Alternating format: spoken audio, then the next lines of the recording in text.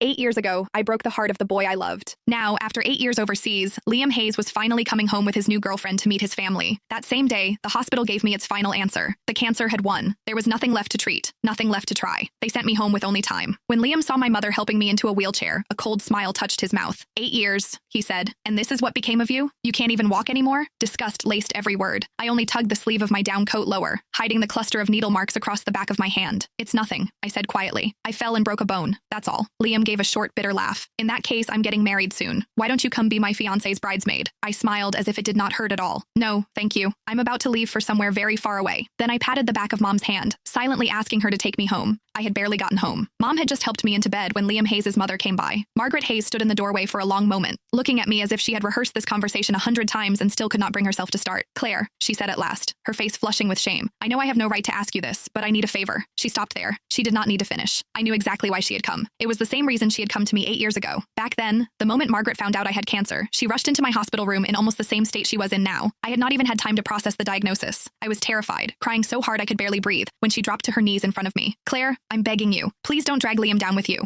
He's just been accepted into a program overseas. If he finds out you have cancer, he'll never agree to leave. You and Liam have known each other your whole lives. You've loved each other for so many years. So please, for my sake, let him go. Break up with him. I've arranged everything. I found a boy to help. All you have to do is pretend to kiss him downstairs. Let Liam see it. Make him believe you betrayed him. Then break up with him. That's all. Because of those words, the first thing I did after being diagnosed was not schedule more tests or begin treatment. Instead, I put on the coldest face I could manage, pretended to cheat, forced Liam to hate me, and drove him out of the country without mercy. Sure enough, a second later, Margaret looked at me with guilt in her eyes. Claire, please don't blame me. I had no choice. Liam's girlfriend now was his classmate overseas throughout graduate school and his doctoral program. They're perfect for each other. I really don't want to ruin such a good marriage. You know Liam, he adored you when you were kids. If he finds out the truth about what happened back then, I'm afraid, her voice shook. I'm afraid he'll throw everything away again. So could you stay away from him for a while? You don't have much time left anyway, do you? In your condition, you shouldn't be going out, don't you think? The moment Margaret said those words, my mother grabbed a pack of adult diapers from beside the bed and slammed it down so hard the mattress shook. Seeing that she was about to lose her temper, I quickly tugged at her sleeve and softened my voice. Mom, please. It took several seconds before she managed to hold herself back. Only then did I look back at Margaret.